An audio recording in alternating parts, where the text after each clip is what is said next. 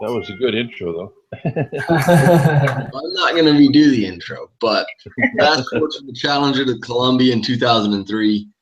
On takeoff, a large piece of foam debris hits the shuttles on the left wing, and but NASA's unable to look at any images of it. Their cameras aren't adequate to view the damage or to even pinpoint exactly where the strike took place. And so the shuttle goes up, does its stuff. They don't know if there's any problem with it. The teams are meeting to assess different things, but their findings is that nothing was wrong, or it wasn't enough to worry about overly. And then on re-entry, Columbia disintegrates. They lose contact, and then Columbia disintegrates on impact on re-entry, and all the astronauts are killed again. And so then we're looking over, some of the different organization and possible shortcomings, possible problems within NASA's culture that may have led to these accidents, and what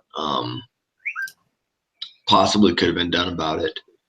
I wasn't even alive when Challenger was destroyed, but I remember when Columbia was, and I remember my dad got on a whole spiel of talked about Challenger and talked about the other ones, and it's kind of we launch shuttles now into space. Seems like we're always launching different things into space now, and we never have serious problems. So when we do have a problem, it kind of catches everyone by surprise, and we don't. I thought so. Mm-hmm. So I guess first thing, what do you guys think the issue is at NASA, and with both Challenger and with Columbia in particular? Is there any one issue that is a problem at NASA and within the organization that could be at the root of these problems? There's a lot of problems, but one big one that sticks out in my mind is they seem to be, and it always has been, even from when I remember as younger, that the pressure to launch, routinely with the shuttles. They wanted 50 a year to begin with, but that political pressure and keeping up with the schedule kind of took precedence over technical engineers saying, "Wait a minute, this is dangerous, dude." Even in '86, the guys from Thiokol up in Brigham City were saying those O-rings aren't going to hold at that cold a temperature. But when they got on the telecon and talked the day before and said, they pretty much ended up saying, well, we've had these problems and they've been okay in the past, so they're gonna go for it. Well, I think that was wrong. Obviously, that Monday quarterback, you can see that was wrong. But same thing happened, I think, with Columbia. They tended to not. And what was the name of that one girl that she says, hey, if this mission gets problems, then the mission I'm in charge of next is going to get delayed. And then, it just kind of like the whole pressure seems to be keep the schedule up. It should have been, let's talk about flight safety. Yeah. First. Listen to everybody's serious issues. That was pretty deep in a big organization.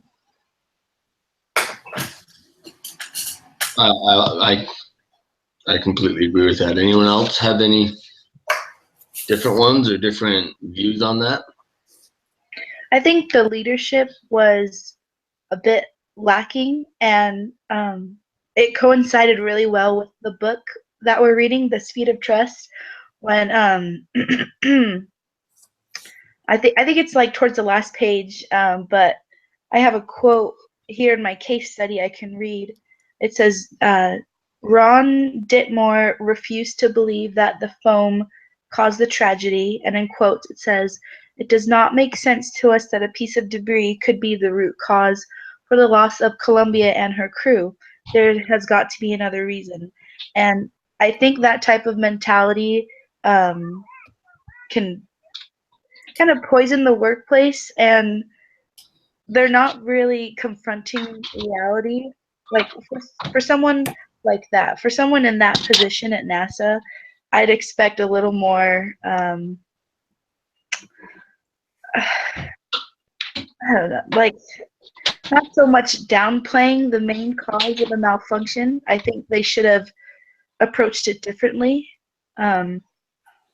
But they were just kind of dancing around what it could be. They didn't really want to say, hey, this is exactly what happened, and we are the ones that said nothing could come about it because it's happened before. So I think it was kind of a bad attitude to have that, oh, there's no way it could be that. Like, this happens all the time. There's no way. So they were just in denial and kind of annoying because, people's lives were lost and they're still denying.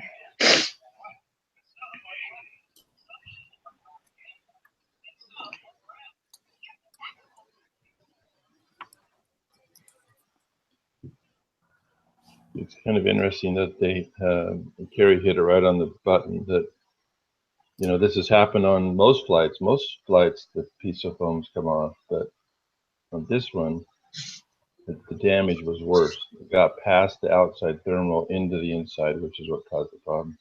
Mm-hmm. I think probably today they probably still deny that was the problem.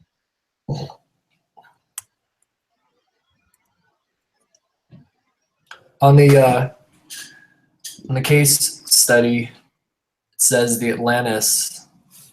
This was in October, so October, November, December, January. So about 4 months previous, there's a debris strike after launch. It says right in here, cameras tracking the launch photographed the debris, but records from the mission management meetings did not indicate discussions concerning the strike. So Yeah, exactly. one time they didn't even catch a foam strike at all. What's the word that termed it as no longer being pursued? I can't remember that. It seems like you're really gambling. I mean, while reading the case study, you keep thinking, I can understand what NASA knows there's risk, and they're constantly trying to figure out what's acceptable risk and then what's not. The worst possible risk is everybody on the mission dies. That could happen every time. But we can't worry about every single possible risk because there's always going to be them. So what's acceptable and what's not? Yeah, I feel there's three problems. The first one, I feel it's technical problems. Second problem, I feel it's lack of organization. And the third problem, I think that they have, it's lack of accountability. Mm-hmm. So the first one, like the reason why I think it's a technical problem, it's because, like, for example, like the camera. Jeff mentions the camera, and yeah, so they say that it's due to like a budget, like they're not having a lot of funds, but they're not being wise with their money. Like I feel like they're just like lacking. Like they have what they need, but they're just lacking the motivation. For example, like in the case study, I think it is under the space shuttle program, like in one section it says that NASA, let me just find it. Here it is. So it says NASA also use analytic models rather than an unmanned test flights verify the entire system. So I feel like they're just like they're thinking that what they're doing it's really like it's okay, instead of realizing that it's an experiment, because like it's not common for people to just like get in a bus or shuttle and just go to the moon or something. Like there's no way. Like this is just an experiment. They're experimenting with different programs and so forth. So an organization, so that's probably like the technical problem. Like they need to upgrade their systems. They need to like be a little more educated, I guess, in a way. And organization. So later it talks about how officials from NASA and I think it's called Morton. They're talking about like how. Let me just find it to be more precise.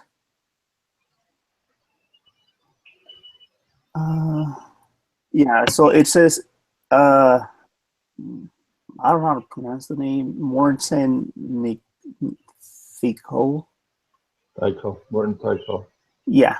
So Morton Thico and officials from NASA, they talk about a launch. At Morton, he's like, no, like, let's analyze this because due to the weather, it's not safe. But they don't listen to him. They're just like, let's just send it. So I feel like they're not communicating well enough. In fact, I think they even coerced him enough that at the end of that discussion, he agreed to launch, which was totally crazy. That they Yes. let him overpower him like that. So yeah, I feel like that's when lack of accountability steps in. Like I feel they need to be accountable for for like everything that happens. Like, yeah, that's just what I think. So yeah, so I think there's like those three problems. I don't know what you guys think of them. Yeah, I agree with that. The problems that I had found in there, a little bit different, but not overly. I pointed out lack of funding, but more than lack of funding, I think it's wasteful spending. They get billions of dollars in budget every year. If that's not enough, then make the necessary cuts you need to. But the other thing that I found in there that I really was disappointed in was the culture. On page 4, it talks about how there's a culture that was proved to me that there's something wrong, rather than prove to me that this is something that's right. And you see that again later on. The culture even gets worse and says, well, since we got away with it this time, we got away with using a bad O-ring the last 10 times, so it's less likely that it's going to happen again this time, the next time. And that's the perfect example of the gambler's fallacy. Every time, it doesn't matter what's happened before, and it doesn't matter what's going to happen in the future. The odds are the same for this time.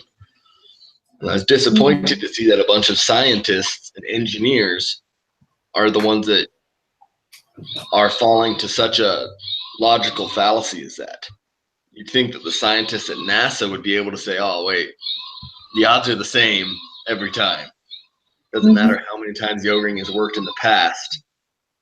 The odds are the same that at this temperature, the O-ring is going to fail this time. And then, so they have this bad culture, though. It's like, it's proved to me that something's wrong. Mm-hmm.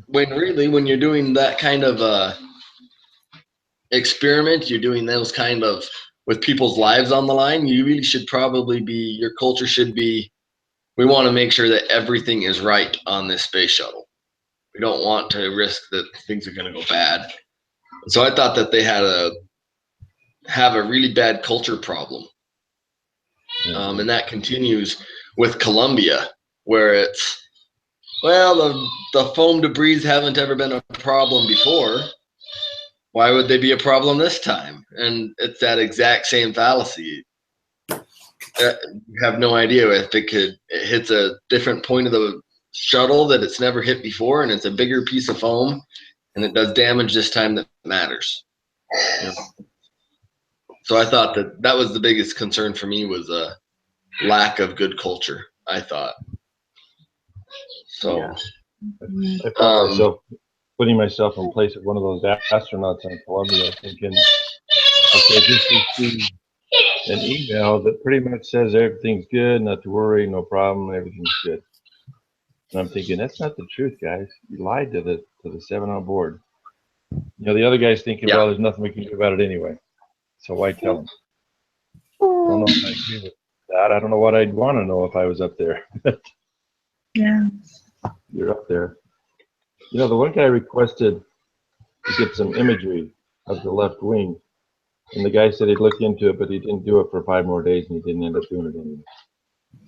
Yeah. But and I don't know what they could have done. I don't know what they could have done to fix it, but maybe. Did it say if the shuttle? I don't remember. Did it say that the Columbia was capable of docking? Ooh. Can't remember. Yeah, I can't remember that. Like with the International Space Station? Yeah. I think it did. I think it brought payload before all that. Yeah, I mean, There's if one there that was a concern here, I think they should have at least told the astronauts and let them make the call. And the astronauts could have been like, we want to check out the wing. We're going to go dock.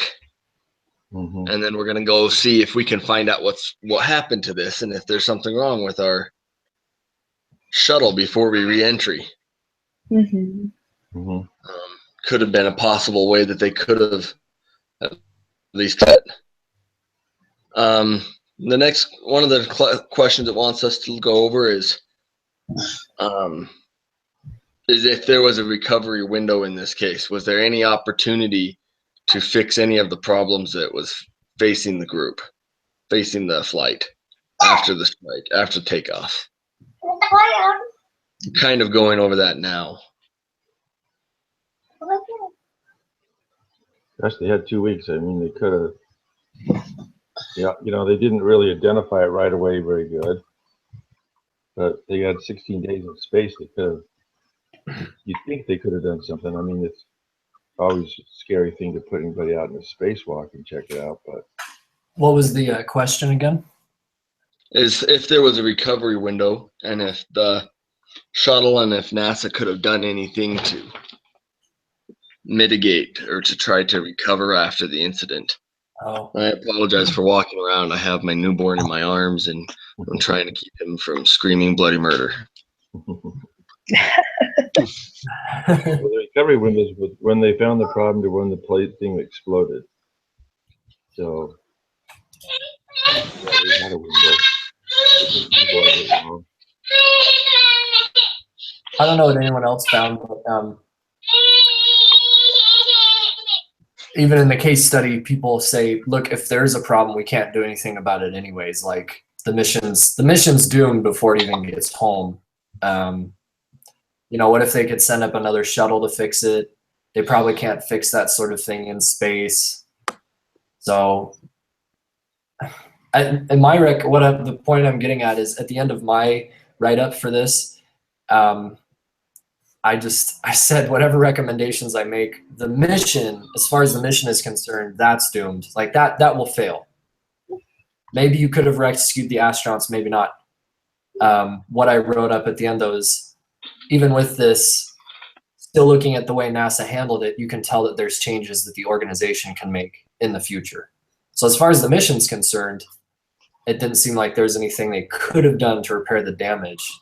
And one last thing, I'm sorry to take up everyone else's time. I remember when this happened, I was like, what, a freshman in high school or something. And I remember my mom specifically saying, well, they knew about the problem, or they thought there was a problem, but everybody's been saying there's nothing they could have done about it anyways.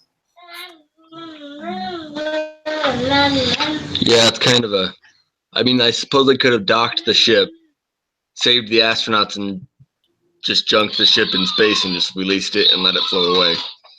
Take out what they needed, take out what technology you could take out and put on the space station and send up a different shuttle to go get this. But, I mean, there's no way they didn't know that the foam strike was bad enough to bring it down. We still don't know if that's exactly what the cause was. They said, there's a chance it was this foam strike, but there's no actual way to guarantee that that's what the cause was.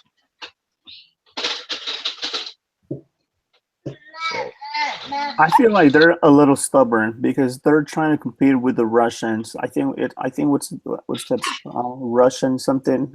So they're basically trying to they're looking over on what the Russians are doing. So the Russians, they're currently working on they're trying to make some kind of transportation for people to go and come back without any problems. And I feel like that might be one of the key elements why NASA is not performing the way they should be, because they're just like, oh, hey, let's be like them, we're competing against them. They don't realize that that's not what should be. They need to fix their problems in home, at the station, before they look out and try to create new things. It's like every shuttle, I think it's worth more than $20 billion. So it's a lot of money. So they need to keep everything in mind. But yeah, so just the fact of trying to compete against others and trying to be the number one instead of looking at the problems that they have, I think that's one of the major elements that's affecting them. That's fair.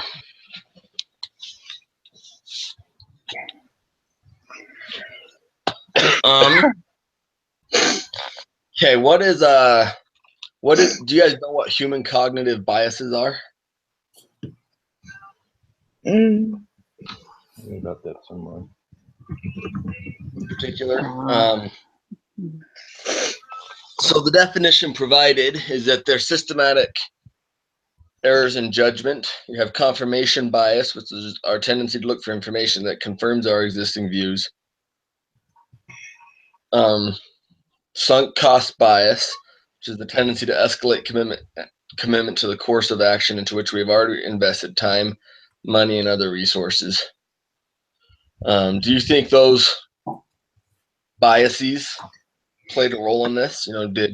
Were they just like, we've already put so much effort into this, we have to keep going with it? Or were those just correlations, but they weren't really a problem in this case? What do you guys think?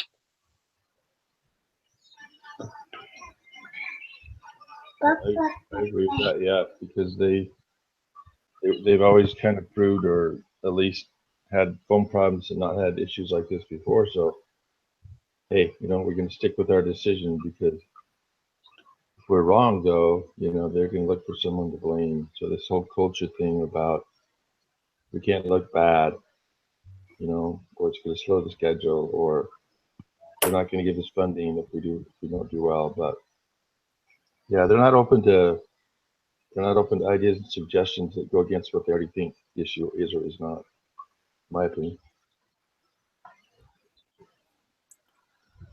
I think that's right. I mean, there's evidence certainly of confirmation bias. All the O-rings always worked before, they're going to keep working now. The foam strikes never mattered before, why would it be a problem now? Yeah. And they certainly showed that one.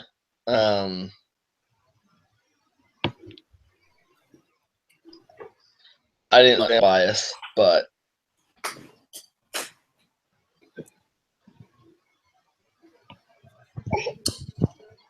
definitely for me, I always have that. Yeah, I think Sense of that. I think there was a bit too much bravado. Like, I guess they have a term for it in NASA. It's called "go fever." Like, let's do it. Let's make it happen. And going back to the scheduling things, like this will cause problems down the road. I know Linda Ham wasn't the only person, but it specifically mentions that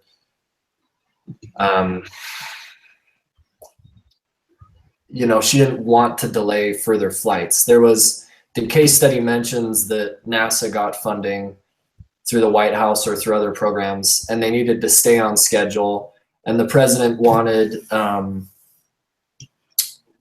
different programs to be successful with space flight things. So they had a schedule, and Linda Ham, it says in the case study, was worried about that. So, I going back to what Ammon said, like sweep it under the rug. I mean, it's happened before.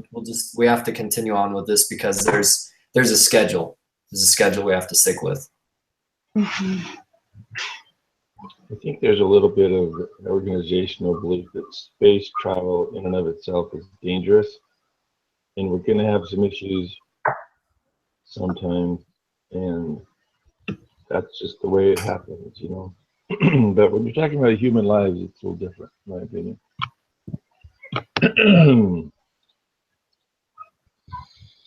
If you even go back to the thing, and you guys probably don't remember this, but on top of the Apollo, well, I guess none of you were born. On top of the Apollo spaceship, they had a fire. And Grissom, White, and Chaffee burned up. They're practicing They haven't even taken off yet. They're practicing. But the hatch to get out, they couldn't get out. So they learned that we got to make a hatch that they can get out if they need to get out to abort the mission or whatever. They couldn't do that before. They closed in, they're in the hatch, they're sunk. Well, they all three died in the fire real quick. So they changed the hatch after that. But those are the kind of things that NASA does. When we have a catastrophe, we try to fix it. But I think listening to those engineers that are sitting down there at where the rubber meets the road, they need to listen to them. I don't know if they're any better now than they were. I sat in a meeting or a little conference room with one of the astronauts that has flown on 4 shuttles, and he didn't seem the least bit worried about how dangerous it was. It was like, okay, we're willing to take the risk, and I was really shocked at that. That you would, knowing those things that happened. He's flown in the shuttle since both of those things happened, and they just accept the risk that could happen. I find that so weird to think you're going to go to work, you might die today. Yeah. Very fearless. Yeah. And the program only has, to up the odds, going off of that, Garth, weren't there only 5 shuttles ever made and 2 of them were lost? Or maybe it was even 4. Yeah. They built 6, but one wasn't really space worthy, but only 5 were. Yeah, that's right. You're right. Yeah. That was all that they used. Yeah. And Columbia was, Not great. the oldest one. So the first time I think Columbia flew, it lost like 300 something of those tiles. I remember that was a huge deal when that happened. Like, whoa, these guys could have burned up in reentry. But scary stuff.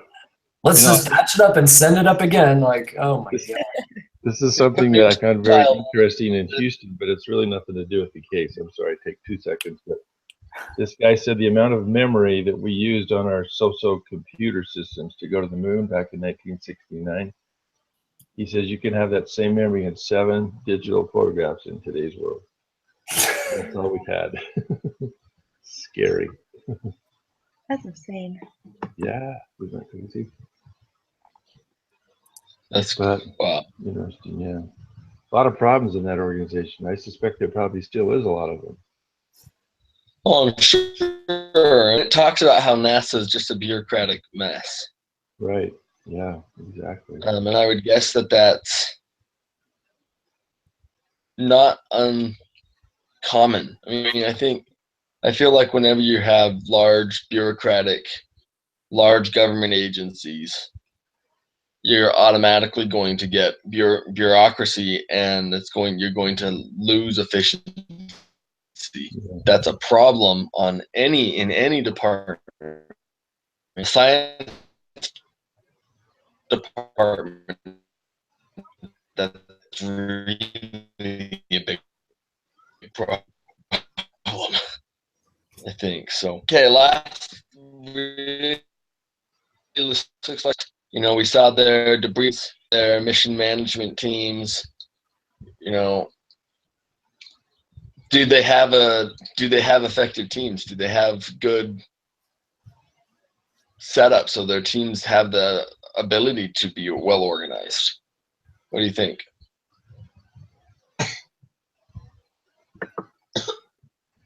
I think they could be better. Even after Apollo 13 issues, they quickly put together the Tiger team to deal with the issue immediately. I Yeah. don't think they have that now. I think they need to bring that kind of a team back, like a crisis, quickly get it done team. But especially if they're up there flying, or before they take off, I guess. But Yeah. I think if you were to apply the speed of trust in this case, exactly. the mission was only 15 days or supposed to be 16 days, and it took forever for them to get anything done. There was bureaucracy and there was structure, and even in the case, the people that could have made a difference weren't following the structure, but still, considering those things, the point I'm making is that if there'd been more trust in the organization, I think that using the speed of trust as an example, things would have gone a lot more quickly. Like Linda Ham, again, she's an administrator and hopefully she keeps things moving, but in the one part of the case, she denied the request for the photos. You know, if she trusted the team, or if she thought about, you know what, instead of the procedure or the processes, why don't I just help these people that need to do what they need to do their job, do it quickly, and see what they need. I think things would have run a lot smoother if there was just a bit more trust in the organization. Fair statement. Yeah. One of the things that I didn't like was communication. I mean, the assessment team didn't really know what exactly they were supposed to sideline were on, and so that was problematic for me. They didn't communicate well together. When when presented their findings, they did so prematurely. They didn't leave before they found you. We 90 our last test. I mean, that's just nuts. When it out of the college in our college classes, if we as a group had to do an admit, and we decided, oh, we're only going to do 80% of the stuff, and then we're going to turn it in. Be problematic, and so I found.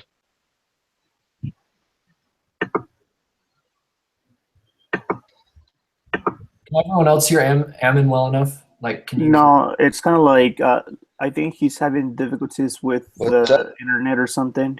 Okay. Ammon, we can't hear you very well. Are you in a low spot for Wi-Fi? I'm gonna try to move. I'm at my parents' house and the best Wi-Fi. Okay. Is that any better?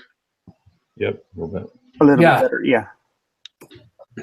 Yeah, sorry about that. I'm at my house. Not the greatest connection signal. I just don't think the teams were effective. They didn't communicate well with each other. They didn't communicate well inside their own structure. And I felt like that hobbled them from ever getting anything done to begin with. I mean, how can you decide what you need to do to fix a problem if you don't even know that you're supposed to be fixing the problem? The debris assessment team knew exactly what they were supposed to do to begin with. Right. And, that's problematic if you're going to have a team. Talks about everything. It talks about concepts of team design and says that you need to have 5 conditions for an effective team. You need clear boundaries, which they didn't have. You need a compelling direction, which they didn't have. You need structure, they kind of had, and you need a system that supports the team to help them complete their work, which they didn't have. Like, Right. all the things necessary for an effective team were absent in the team. So how can they expect their teams to be effective or to accomplish anything? It's just not and in comparison with that, Apollo 13 with their Tiger team was very effective. They worked round the clock. They came up with solutions. Sometimes they were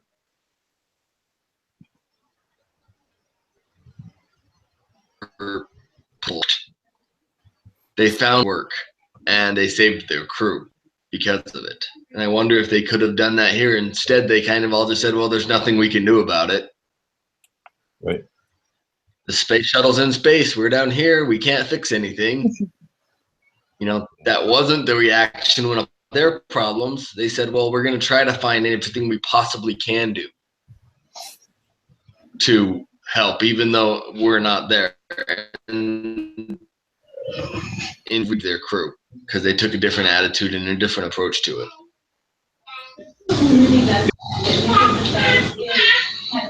Yeah, that was a very fatalistic approach. Oh, it's gonna happen. We can't do anything anyways, so why bother? Mhm. I think in that light, that actually sounds pretty bad. You think, well, some of the people probably didn't want to look into it because maybe they'd be culpable afterwards. Well, if something bad happens, I don't want a finger pointed at me like, hey, well, wait a minute, you didn't investigate or look into this. Why is that? Mhm. I feel like NASA the administrator, like the main headquarters, like the ones that are above the human exploration, above space shuttle safety and mission assurance office, like just the NASA administrators. Like I feel like they're the ones that need to be pressured. Like they're the ones that need to pay the consequences. So, for example, like just a simple fact that they just, I don't know if now they still have the same problem like as of today, because like I don't know a lot about NASA, but if everything is the way the case study is like in as of today, I feel they need to be accountable for all the deaths that have happened, like from the crew members. Because I feel like they're just they assume, well, they don't realize that what they're doing is an experiment. That's just bottom line. They think that it's like it's logical, it's doable, but they don't realize that, I mean, no one else goes to the moon or to space, so everything is an experiment. So I feel like if they have more pressure, and if, like, for example, like space shuttle safety and mission assurance office, like they get on the space shuttle business office, the management and integration office, like if they're just more strict with the policies, like with their procedures and everything, like I feel things can be better. Because right now they're all sloppy. They're like, well, like we didn't have that problem before, so why even like check again? Or for the cameras, like they lost staff, but the current staff, if they stayed, it's because they either are sharp, like they know what they're doing, and they probably can multitask. So I feel like they just need to be a little bit more pressure, because right now they're all sloppy. Like with if it wasn't because of the camera, like the picture that the camera took of the shuttle, I don't think they would have ever like knew the problem, like the phone, like for the left wing. Uh, like I don't think they would have even noticed that. So yeah. So bottom line, I feel like they need a little more pressure because they're so sloppy. They need to be. There has to be someone accountable, so others can see like, oh wow, like we need to like get things straight up because we're a little not organized. Adding to what Omar said, I think that it's also important that they have a sense of vulnerability, and I'm sure that can be hard with all these geniuses working there, and everyone has these, I'm sure, very impressive resumes, and they think, oh well, we couldn't have missed that. So I think It's true. True. being that vulnerability will kind of keep them down to earth. Yeah. It's No like pun intended.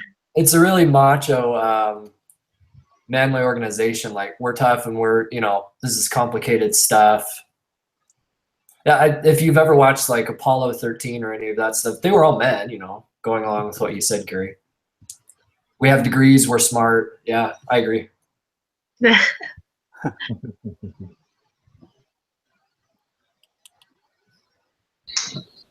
Yeah, I think that's probably completely fair to say. And that in a lot of ways that comes back to their culture that they've created and allowed to have perpetuated. It's really unfortunate.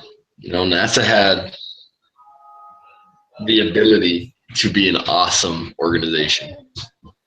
NASA has furthered so much in the world. I mean, and today, well, I'm not sure exactly what NASA is doing today. I mean, President Obama had NASA doing something completely different than, he had NASA working on international relations during his administration. They weren't even really focused on space travel as much anymore. And I think that's you know, and I think part of the problem, I think, you know, part of their macho culture comes from the fact that is mostly men in NASA. You know, women only make up, I think, 6.7% of all STEM degrees annually. So your science and math degrees is only like, it's less than 7% of the degrees that are given out in that field are given to women. You know, so NASA has a pretty small pool to draw from. You know, most of who NASA does hire a lot of men, because a lot of the women don't have that degree, and that's unfortunate. You know, it would certainly work to have a more diverse workplace and a larger diversity of thought there. That might come from a better distribution. So what recommendations would any of you present for NASA to work on as a final topic to talk about? So what I wrote for my conclusion was that NASA should stop trying to compete with the Russians and instead inspect shuttles before they depart to prevent any future incidents like Apollo 13, Challenger, Columbia, and so on. If NASA follows the recommendations given, then they will like save people's lives, like the astronauts, because like I'm sure like most of those people that went to space, they had a family. If not most of them, probably like one or two, but I'm sure like one of them had a family at least. And besides, not only saving lives but saving money, because like shuttles, they're not cheap. They're not like $10,000. We're talking about billions of dollars. And for me, like I haven't reached like I'm not even close to $1 billion. So I think that's a lot of money. And so that's pretty much my conclusion. Like they need to like focus on the people, the shuttle, instead of like looking at somewhere else. I can appreciate that. Jeff? So you were asking, what would our final recommendations be? Yeah. In my case study write-up, I talked about, again, I don't think there's anything you could have done on the flight from what people said and from reading the case study, there's not much you could do about the space shuttle flight. But looking back at the organization, are we involved with the mission safety? Are we involved with making sure everything's been checked and maintained before the flights? You know, like going back to the Challenger disaster, and then there was, what was it? One of the Apollo missions, they had a couple of astronauts die on the ground because they're pushing so fast. There's these missions we have to do. We have budgetary constraints. We have the government down our back because we're spending money and they need us to keep moving forward. Like, you know, space is a dangerous place, and someone in the group was saying it's experimental, and some of these things haven't been done before. You know, it's not like driving your car from one state to another. It doesn't happen constantly like that. There's a lot of factors that are dangerous. So going back to what I wrote in my case study write-up, I really think that there should be more of a focus on the people and the missions instead of other factors, whether it's time frames or whether it's budgeting things. You know, that's where the danger comes in, is you have this go attitude and you're not being safe about it. So I think there's a lot of bureaucracy in NASA. I think there's a lot of limited trust for whatever reason, whether it's there have to be regulations and rules, and we can't just talk things out and make things happen by go do this or go do that, or I'll give you the go ahead to get the pictures, or I'll give you the go ahead to make the repairs. It's like layers and layers and layers of stuff you have to go through. And I don't know if this happened to anyone else, a side note, but I kept getting confused who's who. Yeah. Julie talked with Larry and Charles talked with Joe. Oh, and then James over here disagreed. Where'd he come from? Mhm. I had to keep going to the index and like, who are these? This is a mess. I can't even figure this out. And this should be a pretty simple write-up of like 9 pages. So anyways, my thoughts.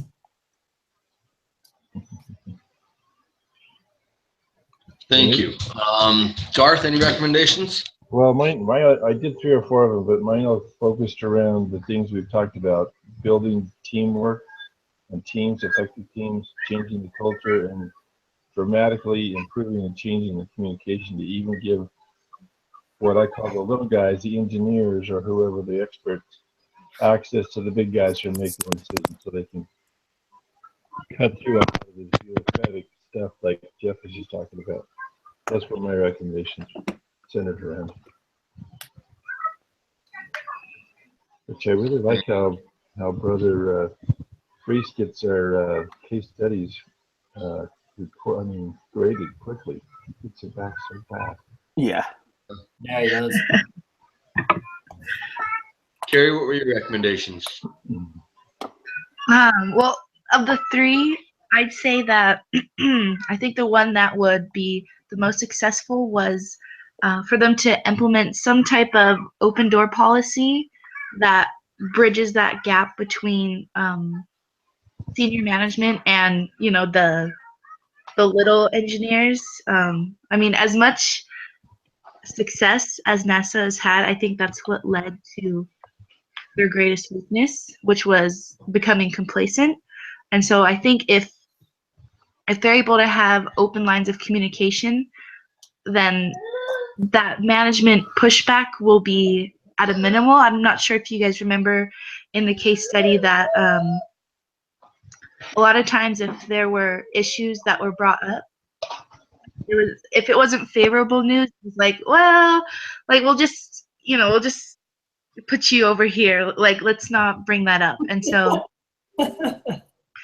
I think having an open door policy, having that invitation to be able to approach a manager with questions or concerns or anything like that, whether it's favorable or unfavorable, I think it lets the employees know that their concerns and their opinions are valued and that a manager is always willing to communicate.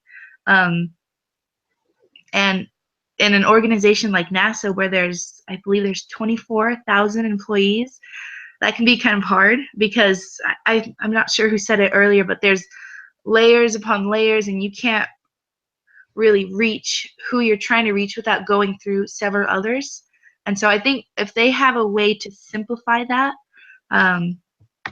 it would be much better. Absolutely. I mean, I had 3 recommendations, and one dealt with funding and being more fiscally responsible, so you can afford a stupid camera. I feel like to not have photos of this was completely insane to even think about. It's a photograph.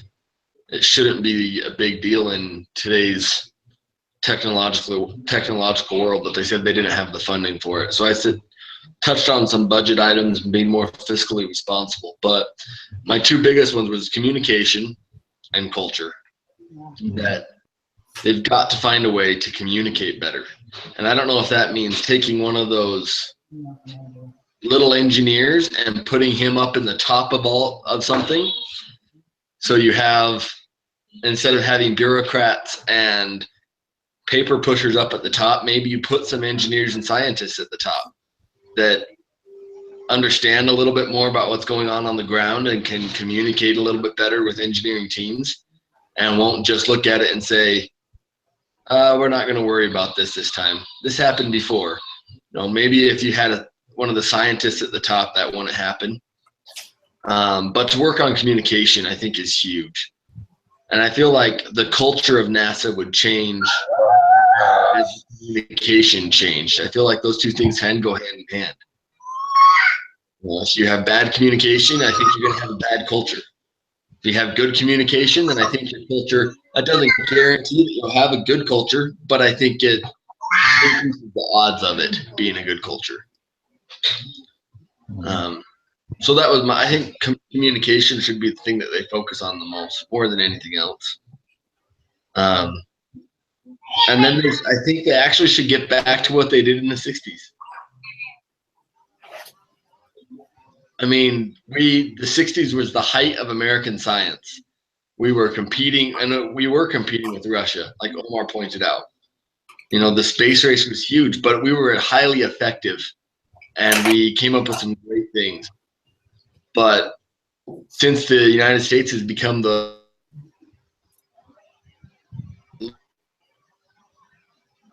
leader in science, edge. Some competition is good. It helps you be more refined and be more effective. But it feels like when you're at the top alone, you lose that edge. And I feel like that's kind of where the US, where NASA's at, is they've been at the top for so long that they've kind of lost their competitive edge a little bit. And so I think that's something that could come back. Does anybody have any? I mean, from what we've got here, from my understanding, is we've talked a lot about communication and organization. That the NASA has bad organization and bad communication, and we've talked a lot about culture. Is there any other key concepts anyone else wants to point out from that we've talked about? Kind of as a summary. Common sense. Like when you were going over your thing, I thought at no point did they sort of hid the fact that, well, should we ask astronauts? I mean, have someone do a spacewalk and get out of the shuttle and like take pictures. Maybe that's not doable. You can't do that on the mission. But again, like, wasn't this the easiest way to do it? So it takes a couple of hours out of their schedule. Just wipe that off and say, we can't do these experiments or do whatever the astronauts need to do, and just do it. Yeah, I mean, a spacewalk is dangerous. There's got to be an easy way to do this, Yeah. I mean, a spacewalk is dangerous. Spacewalks have always been dangerous, but so is trying to re-entry with a damaged wing. Like they're like, well, let's reorient the shuttle and we'll get a satellite to take pictures of it. It's like, we'll just have get out of the car, open the hood, and look at the engine. Oh, okay, that's what's wrong. Oh, there's a hole in the wing. That might be a problem. And if the astronauts knew how dangerous it was, like, we might be able to save our lives, we could go out and take a picture. Oh, yeah. Exactly. The astronauts could have been like, you know what, Houston, sorry, not sorry, we're not going to kill ourselves. We're staying on the space station and we're letting the shuttle go. The shuttle's now part of space debris. Send somebody else up to come get us. There's a hole in the wing. We can't bring this back. Oh, boy. Instead, we'll lie to him and say good luck. Huh? Yeah. Good Omar, any last thoughts? Honestly, I feel like this case, like, since I don't really know a lot about the departments, like, because they have a lot of employees, like 8 ton of them, a lot of departments, and especially since this is a national thing, like, it's it's not a state department, so it's a lot of regulations. I don't know how they function. Like, I don't know what kind of agreements they have. Like, what are the things that the NASA administration can do or can't do? How much, like, power the president has in this organization. So, like, I don't know a lot of things about NASA. Like, I'm not a big fan. I'm like, I don't think I would ever go to the moon or something. So I'm like, I prefer staying on land. I would. But yeah, so with a lot of uncertain things going on, I feel like the main thing, it's just like how I said in the beginning, like, fix their technical problems, like create a program that exterminates like a lot of these things, like better their cameras, especially with nowadays that we are improving in technology. So fix their technical problems, get organized, like just have a little more pressure, because like I feel like they're just like all over, like how Linda in the emails was mentioning with the other people, and have people accountable. So like, for example, like those people that are like, you know what, like, you know, we haven't had this problem in the past, so why even bother? Like, you know, like it, just have them accountable. Like if someone dies because of their lack of motivation or because they're lazy, then, you know, like I think when you have the power to prevent someone from dying, but you're like, you know what, we haven't had this problem, so oh well, have them accountable, you know, pay the consequences. So like have those measures. But overall, like I said, I don't really know much about NASA, like the whole procedure, how they're organized, what are their resumes like their background. That being said, you know, just have a little more pressure and have them accountable, organize better. All right. Well, thank you everyone for coming. We've just hit our hour mark and we covered everything. So thanks for coming. I appreciate that everyone's always ready for this, much more so than I am. Because I about took an exam today. So, but again, thank you for your participation and your preparation. And who's in charge next week? It's back to me again. Okay. So, Perfect. Same time next week then? Yep. Just so everyone knows, I probably won't be at the meeting next week, but maybe I'll send some notes on my thoughts. So Okay. have a great evening otherwise. Sounds good. All right. See you guys. All right. We'll see everybody then. I'll Goodbye. Bye. Bye-bye.